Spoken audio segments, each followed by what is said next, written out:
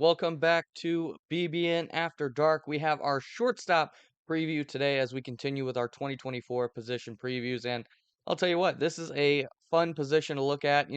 There's really not a bad player on this list. If we're telling the truth, I mean, every single one of these guys is very solid. When you look at that depth category and that up and comers category, you're looking at a lot of good players still. So I think this is a really interesting position to look at.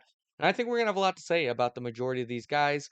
Um, let's go ahead. We also, we have our four categories, and we'll go ahead and look at the players we're going to talk about today. I mean, you got our four categories there. In the yellow, you have our superstars. In the blue, you have our veterans. The veterans are the guys who basically are for sure going to be on the top teams, been in the Bears maybe for a little while and are kind of have a guaranteed role. You have the depth. Those guys, their role's a little bit more unclear. Maybe they could be second or third team guys. Maybe, they're on the outskirts of that top team. And then in the red there, you have your up and comers. These are some of our top prospects and guys we're really excited to talk about who could be, big potential players going into this season.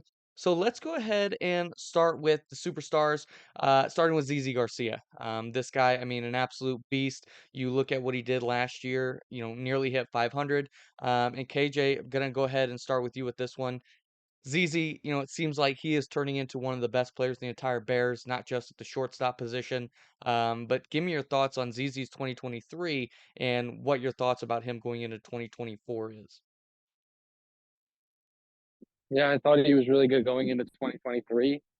Like you said, it's a guy with 5 tool player. One of the best players in the Bears, can kind of do it all. But really, to be honest with you, I think 2023 wasn't, what he was capable of. I know he went through a little bit of a slower stretch in the fall. And I think he's such a better player than he was last year, and he was really good last year. Um, I think he's such a better player going into this season. I think he's going to have a monster year.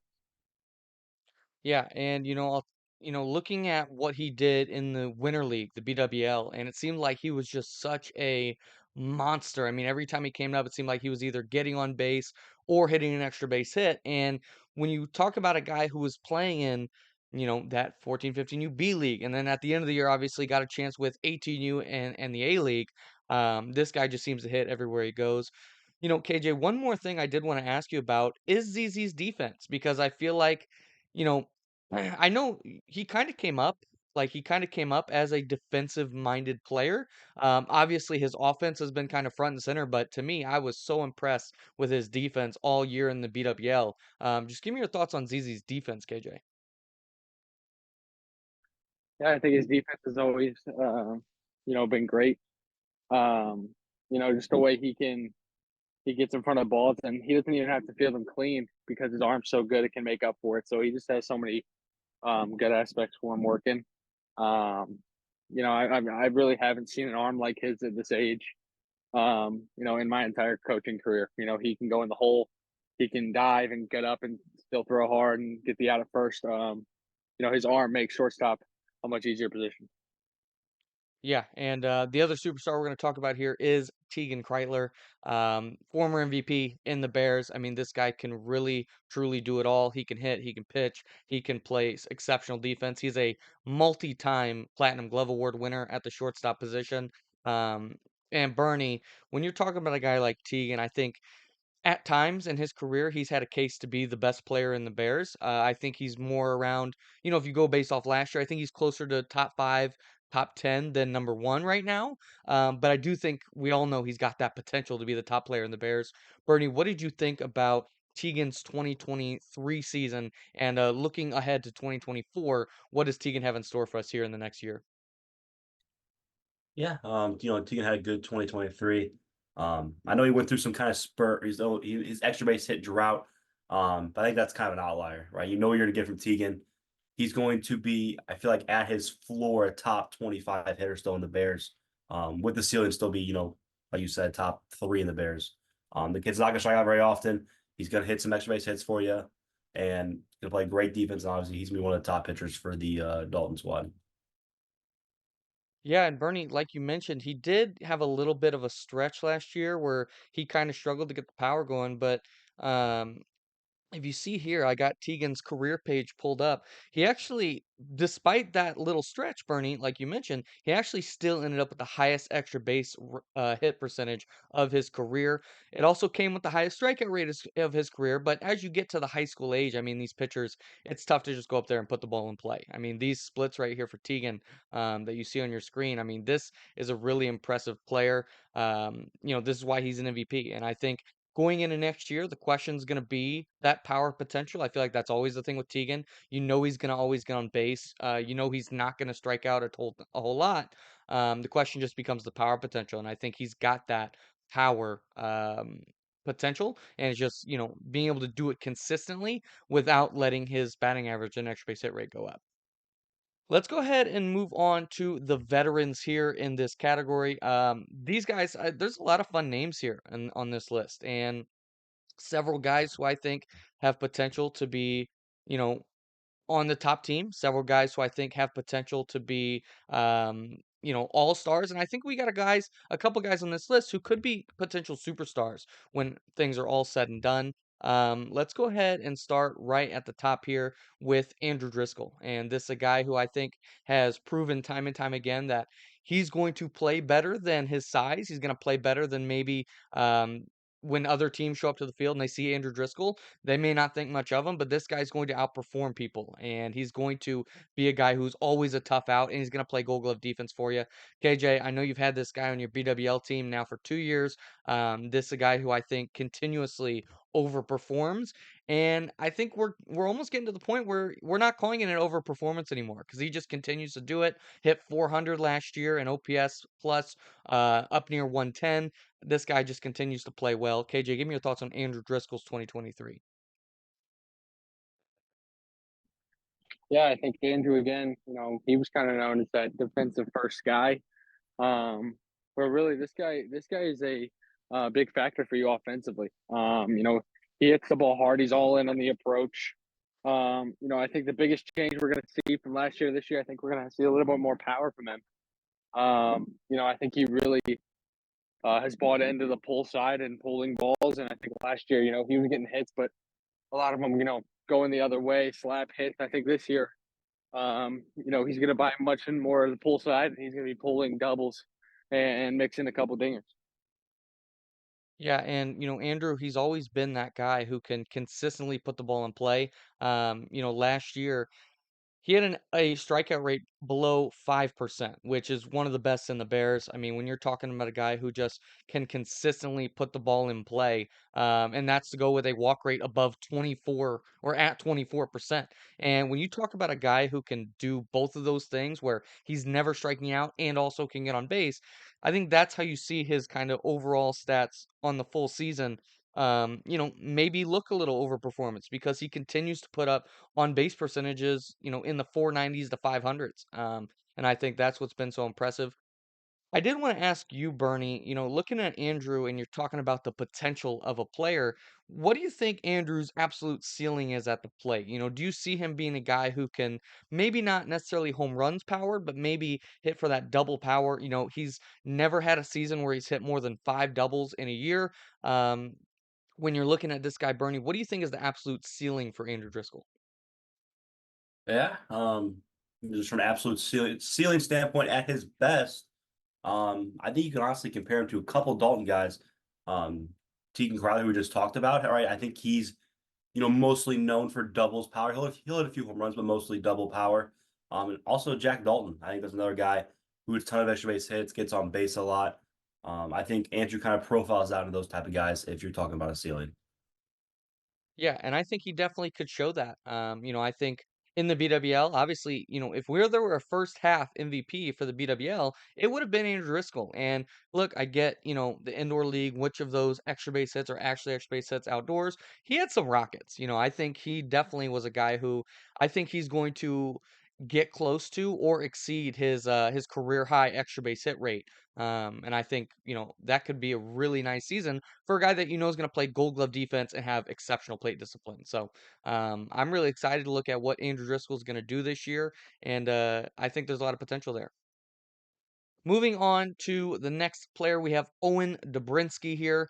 Owen, this is a guy who has been around the Bears for a little while, and I would say he does kind of profile as a, stereotypical 11U hitter, doesn't hit for a whole lot of power, but puts the ball in play a ton and is able to get a lot of hits out of that. Um, he hit over 500 last year, which, for his team, he was a little bit above the team average OPS. But this is a guy who I think has kind of been known in the past for his defense. I know he, kind of has a flair for the theatrics. He loves to make those highlight reel plays, even kind of the flashy plays. But Bernie, I know you've gotten to see a lot of Owen Dobrinsky this offseason. What have you seen from him, and what do you think 2024 has in store for Owen Dobrinsky? Yeah, I've gotten to work with this guy a couple times in the cage throughout the offseason. And look, like you said, Owen, he has a flair for the dramatics, right? He's a very social guy. So when he's in the cage, sometimes he gets a little unfocused, just being around his other teammates, stuff like that, his friends. But when you get this guy to cage, you get him focused and swinging hard every time, keeping his head down. He looks like a top, 3 or 5 hitter on the 11U Floyd team, max team. This kid I think's worked hard in almost every practice this offseason. So I see no reason why. I know he put up a very high average with no power. I think we'll see some power this year from him. Yeah, I think there's definitely that potential. He has, I get that sometimes he has a tendency to, be a little goofy and maybe a little bit unfocused. But I'll tell you what, when he's in there, he does work hard. I have to say, being running the fielding part of his practice, I do have to get onto him sometimes for talking or just not being focused in general. But during the drills, like in the middle of practice, he is going hard and he's trying to get better. I think it's unclear where he's gonna play on this team. I know that Mac really has 3 shortstops, so I think there's potential maybe Owen slides over to second or even third, but I do think regardless of who Mac decides to put it short, I think he's gonna have a very solid infield with several different guys, with Owen Dobrinsky being one of those guys who I think, you know, he's gonna be solid for you. I'm not sure if Owen has that best player on the team potential, at least not right now. I think he's got to get a little bit bigger and stronger for that. But KJ, looking at a guy like Owen, specifically on the offensive side, where do you see the kind of ceiling for Owen? Where do you think is the best case scenario? Do you see him being a potential top 3 hitter on this team? Or do you see him more of that Andrew Driscoll type, role player? Yeah, I think on that team, Owen's probably I might even say Owen's the best athlete on that entire team. He can kind of do a little bit of a lot, but it's all about focus for Owen. When he's locked in, I think he's one of the best players, and when he's not, he can be one of the worst players. So, I think it's too early to say, what the max ceiling for him is going to be. Because we can't take into account size. He's about average size right now for an 11-year-old. But I know this. Owen hits the ball, in the upper percentile for his age, exit velocity wise. And so, that's ahead of, where Andrew Driscoll was at that point. He wasn't in the upper percentile at this age. So I think Owen's got him there. I think the upside, Owen definitely has a lot more upside with the bat. Um, I think Owen can be a superstar. It's just about buying in. I think he's got to just mature a little bit. Yeah, I think I 100% agree with you, KJ. I think he's got that potential. I think he could be a guy that we're talking about a year from now as one of the leaders on this, 11U Floyd squad. I think for now, I think he's going to supply very solid defense. I think he's going to, he's going to do his job. I mean, you look at his, he hit over 500 last year. Maybe he hits closer to 450, but I still think his on base percentage is going to be close to 500. And I think he's going to be a productive player, even if he's not necessarily the superstar type. I think he's going to be a productive enough player that you're talking about a guy who's, a core of your team. And I think Owen Dobrinsky will definitely be a key to that 11 Floyd team's success going into 2024. Moving right along here, let's go ahead and talk about a guy who I think is a little bit more known for the pitching side, but I think he's flashed some exciting things with the bat over the last couple months, and even at times last year, and that's Braden King. This is a guy who I think you know, he's been the number 1 prospect in the Bears, again, largely for his pitching. And with today being the shortstop preview, not the pitching preview, I want to talk about that offensive and even, fielding side of the game. And we'll go ahead and start with you, KJ. Looking at a guy like Braden King, I think The raw power, I actually think is there. I don't know what his actual exit velocity is, but I've seen him hit in the cage. I've seen him hit some balls in BWL, and I saw him hit a home run last year in a live game. The ball does come off his bat hard. He has a high strikeout rate. He was up above 25% last year. If you look at that strikeout rate, and this is a guy who I think if he can kind of mature and really develop into his own, I think he could be a very solid player going forward, offensively. And I know the pitching is going to get him on the roster, but I think that offense might get him more playing time. KJ, what do you think about Braden King going into 2024? Yeah, I think the upside definitely is there for Braden. He's got pretty solid exit velocity numbers. He's up there. I don't know if he's at 100 yet, but he's definitely around it. And again, I think same thing with kind of Owen.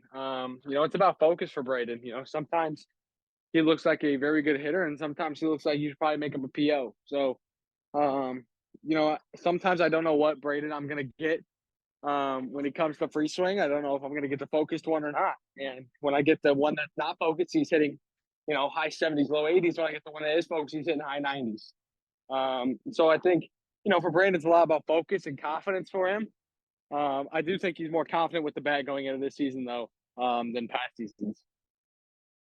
Yeah, and KJ, me and you were at the Lutheran South scrimmage the other day, and we saw Braden King have a really nice offensive day. I think he was 2 for 3 with a walk. He was very, very solid, and his two hits were hit hard. They were up the middle, and when you're talking about I think at the time it was still February. You're talking about a late February scrimmage. A lot of these high school guys were not game ready. I think there weren't that many hits on the course of the day, especially balls hit hard. And I think Braden King had two of them. So I think he's confident right now. I think he's going to have a very solid offensive season for his high school team, whether that be freshman or JV. And he may even get some varsity at bats. Who knows? But I do think he's going to take whatever success he has in high school and really come in for a nice breakout season with the bat here for his Bears in 2024. Moving on here, let's go ahead and go to Cale Taylor, a guy who kind of was a breakout type player last year, had his best season as a Bear. Definitely wasn't more of a streakier type guy. Didn't necessarily have those consistent performances where week in and week out you knew what you were going to get for him. But Bernie, I think at times you saw Cale Taylor as one of the best hitters on the team. Sometimes he was that number two option, certain weekends, certain months. But I think the question for him is going to be that consistency. Bernie, when you're talking about Cale Taylor, give me your thoughts on Cale going into 2024.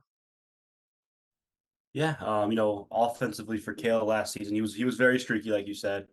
Um, I think a lot for him was just kind of like pitch selection stuff because he would go up there, he put himself in back out there swinging at a curveball, and all of a sudden he had back out away from him, or the opposite would happen where he'd take a fastball and then he'd see the curveballs, right?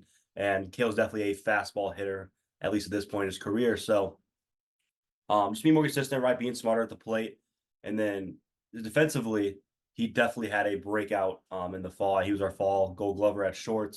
I would argue he was best defender in the entire Bears in the fall. So for 2024, just building off that, see if he can keep the shortstop job this year. We have a couple guys who are kind of breathing out his neck for it. So yeah, excited for 2024. Yeah, and for Kale, I think you're talking about a guy who definitely has a lot of potential. Obviously, Bernie, you've talked a lot about just the pure athleticism, and I think that is really playing in his favor. The question for me is going to be that consistency. I'm not sure if Kale's going to be able to perform week in and week out with that consistency, and that's kind of what you need to kind of get into that next tier. For me, I think Kale is very squarely in the starter tier of player. I've talked plenty about the 5 tiers. I think the tiers are superstar, star, starter, role player, and prospect. And I think Kale's very squarely in the starter tier. I think he's a guy who's going to play the majority of innings. He's going to start probably every single game somewhere in the lineup.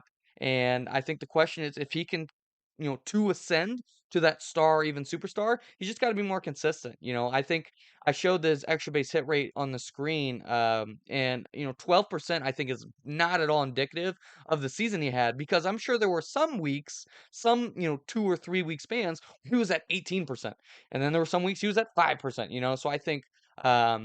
To be that kind of superstar, you look at ZZ and Tegan, they're up 15, 20%. And that's kind of what he needs to deliver to kind of move into that next tier. Moving into the next guy here, let's go ahead and talk about Adam Tobias. This is a guy who I think has, you know, been a very consistent member for this 18U Floyd squad for a while now. He's a guy who has always donned one of the lowest strikeout rates in the Bears. Last year, it was actually, I believe, one of his higher strikeout rates in his career, and it was still below 10%. I mean, that is how consistently this guy puts the ball in play. Um, he's always been a guy who doesn't necessarily hit for a lot of power. And he's going to play good defense. So I think he's kind of that perfect role player. Bernie, I know this is a guy you've always kind of respected a lot because he's a guy that you need on your team. He doesn't necessarily, you don't have to get him 6 at bats, every single day. He's comfortable with getting whatever his role is, playing good defense for you and being productive, not hurting you when he's at the plate. Bernie, what do you think about Adam Tobias in 2023, and how do you think he's going to kind of progress into 2024? Yeah, like you said, this guy is a great guy just to have on your roster in general. He's going to be an elite second baseman defensively, and he's going to be a probably above average shortstop still. He's going to make every single routine play they could possibly hit at him. And with the bat, I know we were actually talking this. We were actually talking about this a couple weeks ago. I think, Adam's always kind of been the guy who hit very little extra base hits, but he never struck out. He always put the ball in play. And I think last year that number, his strikeout rate went way up. So I'm okay with that, but in 2024, we're going to see the extra base hits go with that. If not, I think he could return back to the low extra base hit, low strikeout rate to add to bias.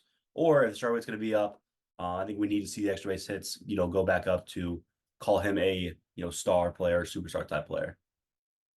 Yeah, and KJ, when you're talking about Adam Tobias, this guy obviously in his last summer with the Bears. He's graduating in this year, and I think nobody can argue he's had a very good career. And I have to say, I mean, you're talking about a guy who is really not built to succeed in the Bears. We talk a lot about guys who are up at the Bud Dome 4 or 5 nights a week. We talk about a lot about guys who are big and strong and, really their muscles are pumping through their shirts. Adam Tobias, he's small, he's skinny, and he doesn't, he comes to the Bud Dome once a week. He's really not a guy who's supposed to succeed in the Bears, but for a long time he has. And KJ, going into Adams last summer, what are your kind of expectations for him? And do you see him ending this career on a high note? Yeah, I think Adam's going to give you what he usually gives you. I don't think he's going to give you anything more or less. Like you said, he's not a guy who comes into the Bud Dome a lot. He's not a, guy in extra programs. And so, he hasn't shown me that he's going to improve on last season, but, throughout his career, he showed me he's very consistent, with, how he does things. And, he's a guy who's going to put the ball in play. He's going to hit a lot of singles. He's going to give you good at bats. He'll play good defense. And I think he's just going to give you the same old Adam stats that he always has, and in his role, that's going to be good for the team. Yeah, and he is a guy who just competes. He really is a gamer in that sense where he'll go out and he's going to compete every single at bat.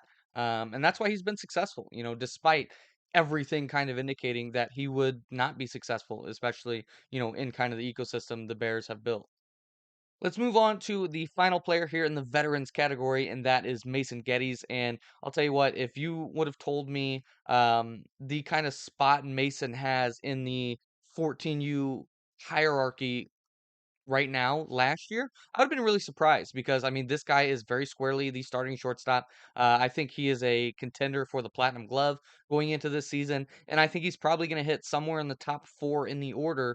And on top of that, he's going to be one of the best, one of the most reliable pitchers on this team as well. KJ, I'm going to go right back to you to Mason Geddes. I feel like this is a guy that you've thought pretty highly of over the course of this winter.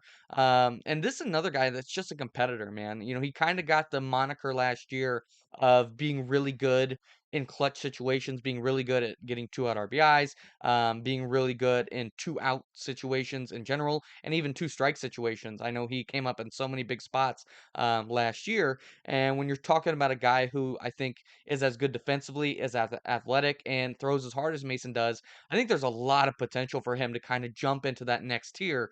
Again, I think he's like Kale. I think he's in that starter category right now. But KJ, what do you see as kind of the path for Mason to get maybe to that star or even superstar category going into 2024? Yeah, Mason is a beast of an athlete, and I think this past off season, he really ramped up the work ethic, and I think, he put himself on the map. This is a guy who does not shy away from the big moments. I know when he was called up to Floyd, he made an immediate impact on that team, and he got a chance to start, and he didn't give it back all season long. So, this guy is just a competitor. He's a guy you want on your team. He's a guy who I think he's going to make other players better. He's not necessarily really vocal, at least in my eyes. I know he can be at times, but this guy just leads by example. He keeps an even kill. The moment's never too big for him. And I've been really impressed with his bat in the BWL. I know he can pitch too. He plays really good defense. This guy can kind of just do it all. And, on a team like, 14U Floyd with a ton of superstars on it, I think Mason fits right in the top of that team. Yeah, and you're looking at a guy who's just on that upward trajectory. Looking right now at his career page, he's had 3 straight years where his hits have gone up, 3 straight years where his doubles have gone up. This is a guy who I think is really on that track to kind of jump into that star or even superstar category as a player. And I think, like you kind of mentioned, KJ, he's also going to be on the vocal, leadership side, and maybe not necessarily vocal, but definitely lead by example type because he really does play the game the way the Bears preach to play the game. And I think he's going to really kind of lead the rest of his teammates in that regard, like you mentioned, KJ. So, yeah, I'm excited for Mason Geddes. I'm not sure that there's a player, at 14U that I'm more kind of pumped for in terms of what he's going to do building off of last year. And I think Mason Geddes could be in for a really, really impressive season going into 2024. Let's go ahead and talk about the next category here, the depth category. These are guys that, again, I think at other positions, you could say the depth category is maybe a little bit less impressive. Maybe some guys who are really inexperienced or guys who just, haven't really put that work in. I think you're looking at a group of players here that are all very, very high potential players. Several of these guys showed a lot in the BWL. And I think when you're talking about this group, I think this is probably the strongest group of depth players in any of the position previews we're going to do. Let's go ahead and start right at the top here with Tim Kilcoin Ball. This is a guy we talked about in our last BBN episode, I believed, as one of the BWL sweep sleeper performances. And I think this is a guy who really turned a lot of heads this offseason. If you missed that episode of BBN, Rob Floyd has been saying a lot of good things about Tim Kilcoin Ball, talking about, loves the way he plays. He's very excited to coach him. So I think he's kind of hinting that Tim is going to be on that top roster. KJ, this is a guy you got to coach all season in the BWL. Give me your thoughts on Tim Kilcoin Ball. Yeah, I think Tim's a competitor, man. I think he's very similar to Adam Tobias. In the way he's gonna play. He another guy who's not, coming up the Bud Dome multiple times a week. And a guy who makes contact a lot. Not gonna hit for a lot of power, is good defensively. I think he compares really well to Adam Tobias. I think where Tim might have an edge is that, Tim can play a lot of positions. He can move around in the outfield. He can play a lot of different spots really well. I know he can pitch like Adam can. They both, just go in at those strikes. So I think they're both very similar, and I think Rob would love to have another Adam Tobias on the team, and I think that's what the role Tim Kilcoy Ball is going to play. Yeah, and he does have that little bit more than Adam in terms of that size and maybe even athleticism. Tim absolutely flies on the bases, and I think he's got a little bit higher of a potential than Adam, while maybe not having as high of a floor as Adam. And I have Tim's career numbers kind of pulled up here, and you see he kind of went through, a little bit of a peaks and valleys as a young player. He was very, very solid in his first year with the Bears. And then I think as he kind of got a little bit older, I think the game kind of caught up to him and you saw those numbers dip. And then last year, a really nice breakout type season. And Bernie, I know you coached this guy for a lot of that breakout. This is a guy who I think he has worked hard this winter, and this is a guy that I don't know was necessarily around a whole lot in the last couple of years. At least he wasn't practicing with me, and I know, maybe didn't have that same work ethic. But I think this winter he's really kind of stepped up in that regard. Bernie, give me your thoughts on Tim Kilcoyne Ball going into 2024. Yeah. No, I've been saying I feel like I was the first one. I want to take the credit for saying good things about Tim because when this guy joined my team before last summer, honestly I had no idea what I was gonna get for him. I had not seen Tim too much.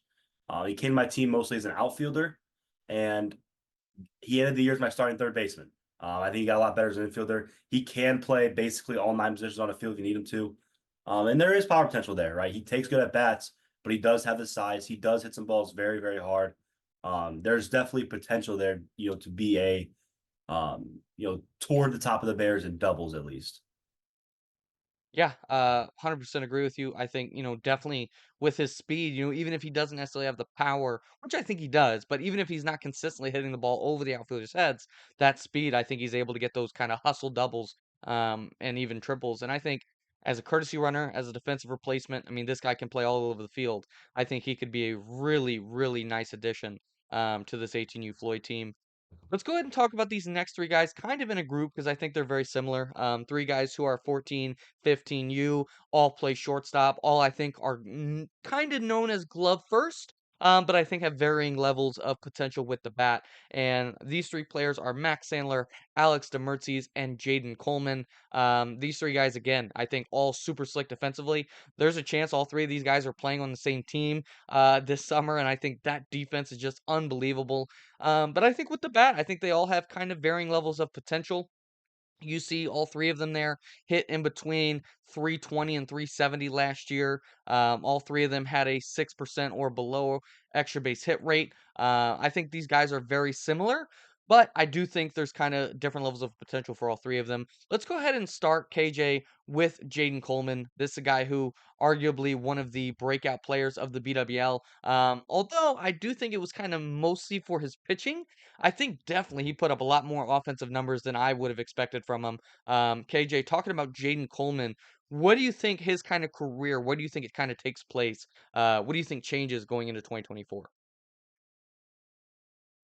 Yeah, I think Jaden's going to get much more of a look to the top team. I think he went from a guy who's going to come in and throw strikes for you to a guy who you're going to pitch in the in your biggest game in the tournament.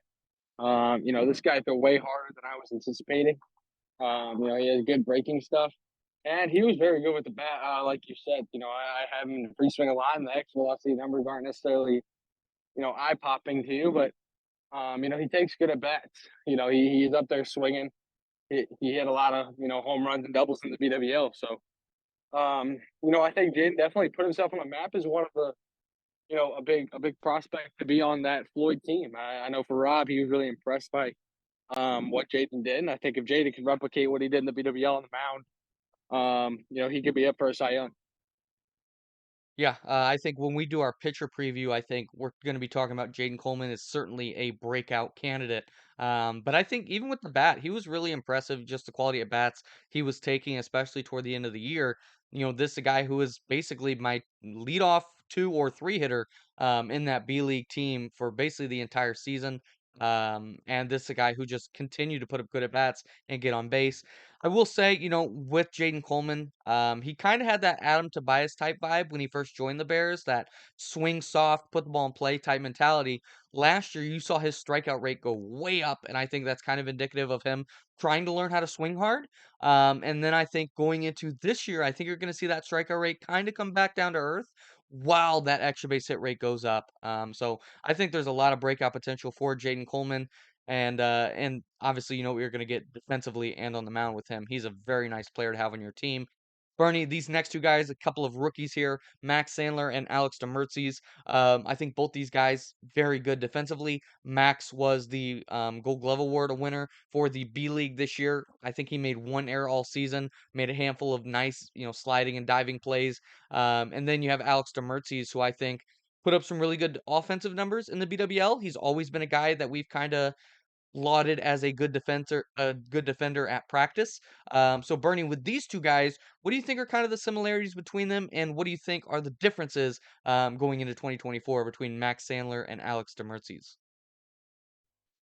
Yeah, from a defensive aspect, I mean, obviously, they're both shortstops are they're both very good at what they do defensively. Both great gloves. Probably paired with, average, maybe even slightly above average arms. And look, I have not seen these two offensively a ton, um, especially recently, but I know both guys are kind of trying to shake that defensive first. What do you call it? Like they're known as defensive first guys. They're trying to shake that a little bit. I've seen Max hit a ton in the cages every time I see him up there. So yeah, maybe we'll see what happens in 2024. Yeah, and you definitely can't doubt the work ethic of Max Sandler. I think that maybe is what sets him apart from Alex Demurtzis a little bit. Alex is one of those guys who I think kind of does you know, not necessarily the bare minimum, I think that's the wrong way to put it, but he works just hard enough, you know what I mean? He shows up, he goes hard during the drills, I think he's there at least 2 nights a week, but he couldn't maybe just be there 1 night a week.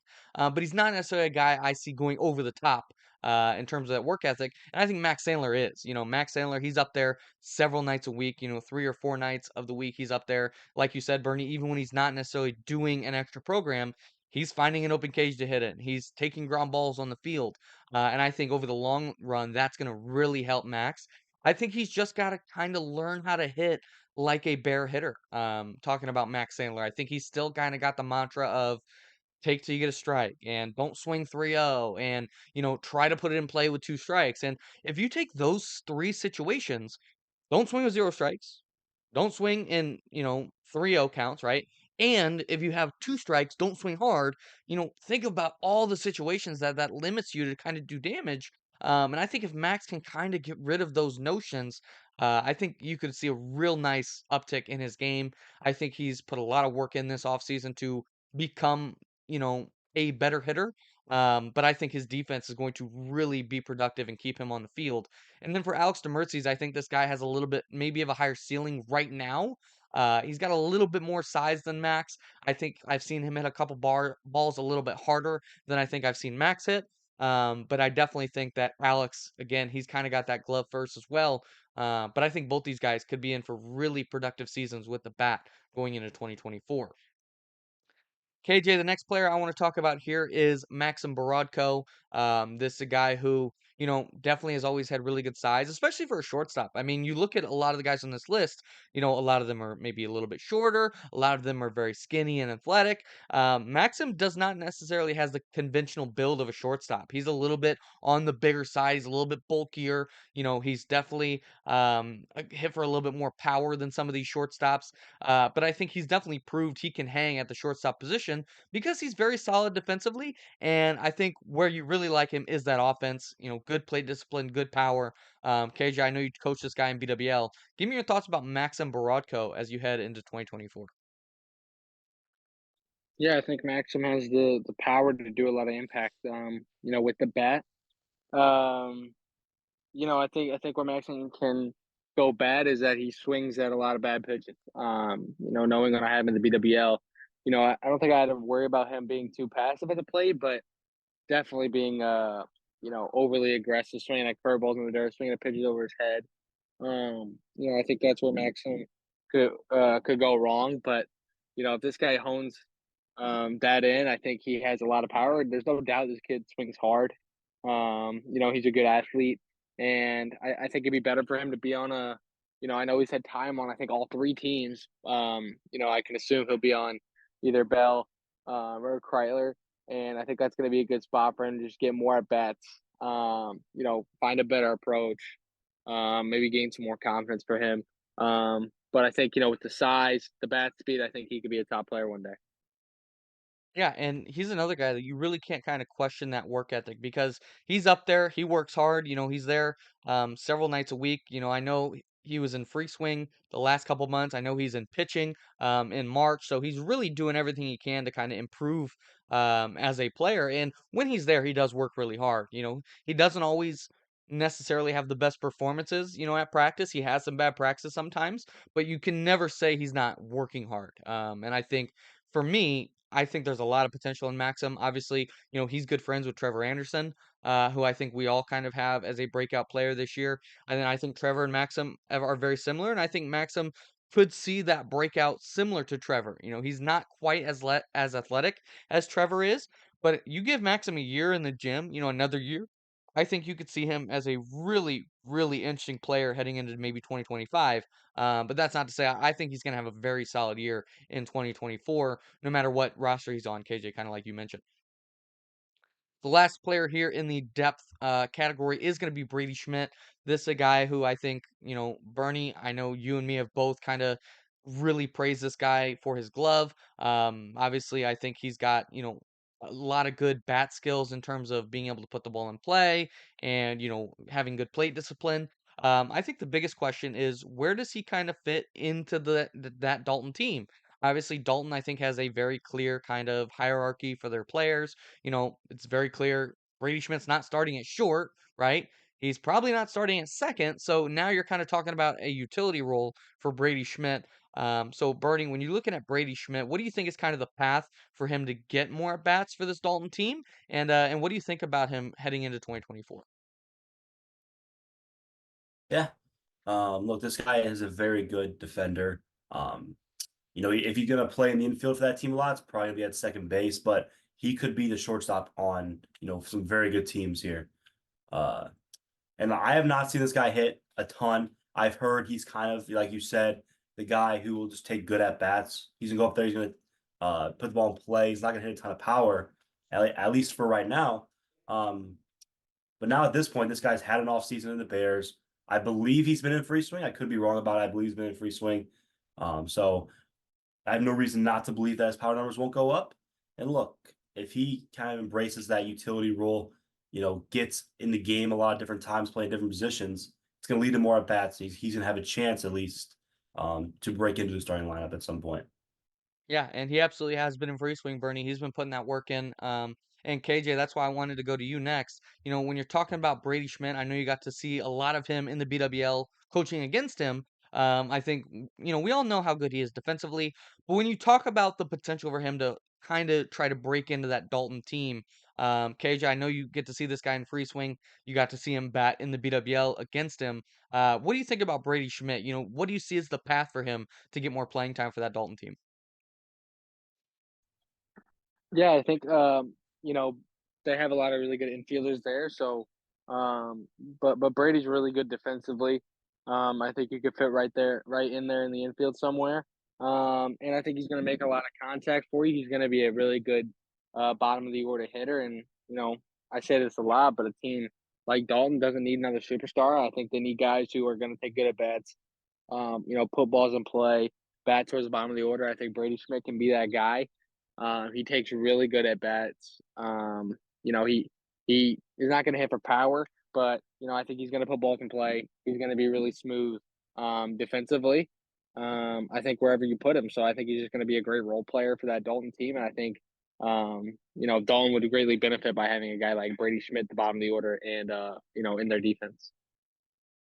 Yeah, and when you look at kind of his role, obviously Teagan pitches, Jack pitches, Santi pitches, and that's kind of their starting second, short, and third baseman. Yeah, and I think that's essentially 3 games you think Brady's probably going to be on the field for. Whether he's filling into whoever position's pitching, whether he's always playing second, whatever. I think he's probably going to be pretty consistently out there. And then in terms of at bats, I think it's just going to come down to what his production level is. Obviously he's kind of competing with Brody Kveton for that kind of utility role.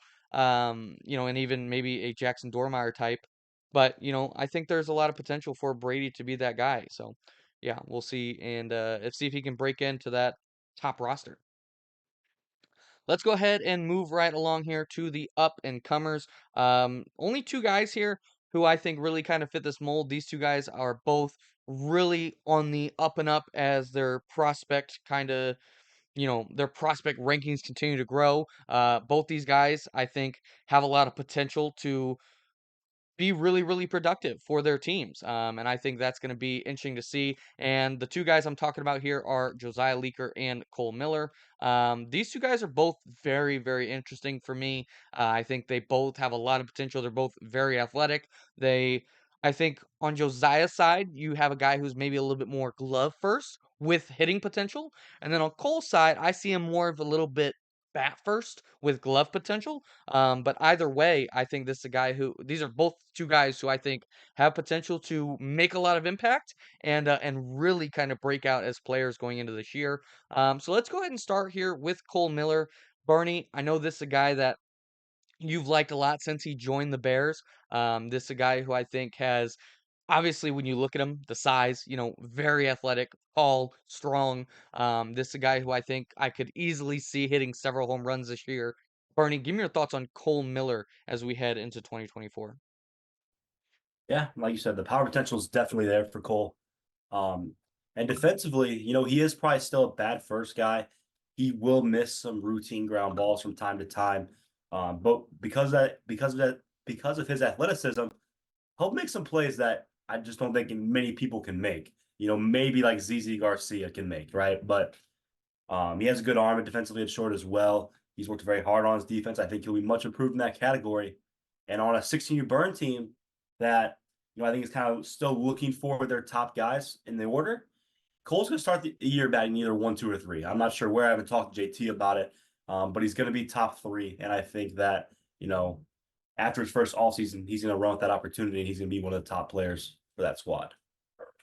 Yeah, this is a guy who I enjoyed coaching in the BWL, but I really enjoyed coaching at practice. This is a guy who I wasn't sure how he was going to respond to really being pushed hard at practice. He kind of does strike me as one of those guys who's, you know, and this is not Cole at all. This is just kind of what I thought Cole was going to be. He does kind of strike you as that guy who's like too cool to work hard. You know what I mean? He gave me those kind of vibes when I first met him. But then, I mean, when he's in there, man, he does go hard and he holds himself to a really high standard. I mean, every single mistake he makes, he's beating himself up for it. So I think this is a guy who I think is really going to see his stock shoot up through the roof.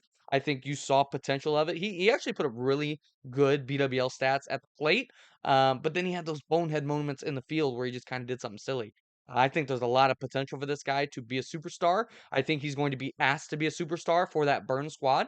Um, and I think he's really going to deliver. I think you could see this guy being one of the best hitters in the entire Bears and putting up really good numbers. The other guy here in the up and comers, Josiah Leaker. KJ, I know you got a chance to coach this guy toward the end of the league in B League, but obviously that what you saw of him was more so on the pitching side. When it comes to the hitting and defense, what do you think about Josiah Leaker, KJ? I know this guy had a much improved offensive year in 2023 than he had in the past. This guy was literally a defensive specialist, I think, when he first joined the Bears. Now I think he's got that potential at the plate. KJ, give me your thoughts on Josiah Leaker and what kind of value you think he could add to a top team in 2024. Yeah, I think Josiah is great defensively. Um, I think he can play, catcher. He can play the middle infield. And I think, he's such a good pitcher that it's going to earn him, more at bats. And I think, he's made the case with his pitching that, he's going to have to be on top team. And so, he's going to have to earn more at bats on the days that he's in there pitching. So, that's the kind of role I think he's going to play. I think there's upside with the bat, but he hasn't shown me enough this offseason to where, I'm saying he's going to break out with it. But he has shown me enough he's going to break out, pitching wise on the mound. He's a great defender. So, he's going to have to take advantage of the opportunities early during the season to get more at bats. Yeah, and I think, Josiah down the stretch last year certainly really, really impressed with that Bell team. I sat down and had a conversation with Josiah last fall, and I told him, I go, hey, you have all the makings of a top team player except at the plate. That's where I really need to see you and develop. He always has had good plate discipline. He does have a good eye at the plate, but he had literally no intent to swing, in his swing. And sometimes no intent to swing at all. He was a little bit passive. He did have moments where it looked like he was just trying to put the ball in play. But I think last fall, for like the last 4 or 5 weeks of the season, he really started to put it all together. And I think there's a lot of potential for this guy to be really, really impressive this year, whether it's on the Floyd team or on the Bell team. I think this guy has a chance to be really impactful for his squad. So We'll see. I think this guy with the glove, no matter what position you put at, he's going to play well. I think he's going to make some outstanding plays. I think he had several of the most impressive kind of web gym plays last year toward the end of the season. There's several I can think of off the top of my head. But I think, I'm really excited to see what Josiah Leaker has in store for 2024 season. Let's go ahead and end things here with our sleepers and breakouts. If you haven't listened to one of these episodes before, a sleeper is a guy who is a little bit under the radar. We think he's going to perform better than the general consensus. He's going to be a guy who everybody's kind of sleeping on, obviously. And then a breakout is a guy who I think is going to go from one tier that I talked about earlier, superstar, star, starter, role player, and prospect. He's going to go from whatever tier he's in and jump one or maybe even two tiers higher. So let's go ahead and start with our sleepers. KJ, we'll go to you first here. I think, really you can't go wrong. I think all of these shortstops have either sleeper or breakout potential or even both in some cases. But KJ, give me your thoughts here on your sleeper at the shortstop position. KJ, if you're talking, you're Yeah, muted. Oh, there you are. Okay. I'm gonna go with Jaden Coleman. I think just what he did in the BWL and was enough convincing for me that he's gonna break out. With the bat on the mound, I think he's gonna get a ton of more opportunities than he did last season. I think mentally he's bought in more than he has in past seasons. I think in past seasons he was a guy you wondered if he was gonna be at certain things. You wondered if he was going to be on the field. And so I don't think you have that inconsistency with him anymore. And I think it's going to attribute to having a really good season. I think he's a sleeper to, be a, say, top hitter on a second team and maybe break on to the Floyd roster. Yeah, 100%. I agree there. I think I was definitely looking at Jaden as my potential sleeper before you scooped him up, KJ. So I think that's a really nice pick. Looking at Bernie here, again, I think a lot of options for the shortstop position. Bernie, do you have a sleeper for the 2024 season at shortstop?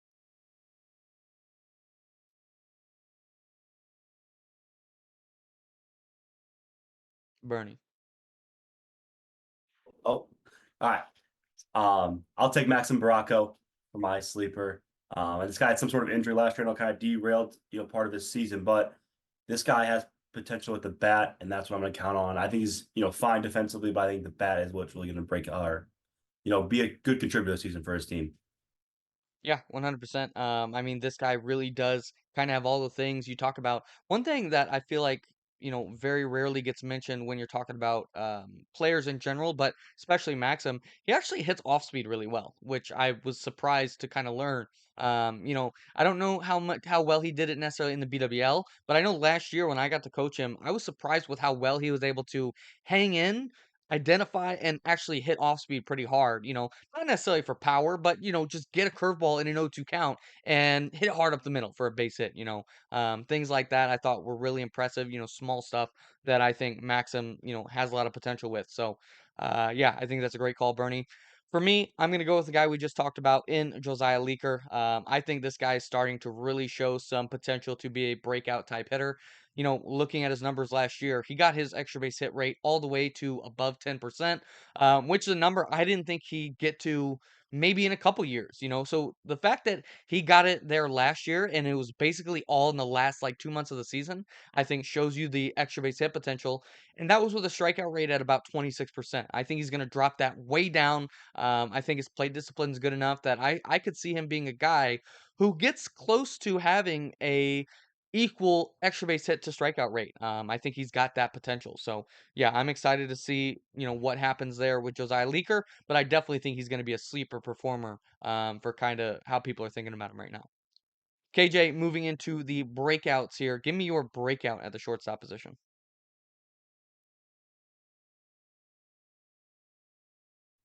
Yeah, I think my breakout is going to be Mason Geddes. This guy has superstar written all over him. He's got the size, he's got the strength, he's got the work ethic. He can pitch, he plays great defense, he can hit for power. I think everything about this guy, just screams superstar, just screams breakout. Mason, I think Mason Geddes is going to cement himself as one of the top players on that team. this season, and I think we're really going to start talking about him as a top 20, top 15, player in the Bears organization. Yeah, obviously, I think that's a great call, KJ. I mean, this is a guy who, again, I mean, if you had to put a gun to my head and say one player that you are banking on to really, take a step forward this year, I think it would be Mason Geddes, for me, at least in terms of the 14U shortstops, just the shortstop preview and also 14U. I think I would say Mason Geddes to both of those kind of categories. This guy has put in so much work this offseason. I'm not sure that there's a guy who has worked harder than Mason Geddes over the last couple months. There are a couple guys who've worked as hard, but I don't think anybody's worked harder than Mason Geddes has over the last couple months. So love that pick, KJ. Bernie, give me your breakout at the shortstop position. Yeah, my breakout. It's going to be Cole Miller for the 16U Burns squad. I know we ranked him, here in this prospect list, but to me, I think he's a much better player, at least in my eyes, than the kind of the prospect type category. I think at bare minimum, this guy is in the starting category by this time next year, if not a superstar or a star. The athleticism is real. This kid's power potential is real. I think after his first all season there, with the opportunity to get on 16U Burn to be one of the top players, we're going to see a massive year out of Cole.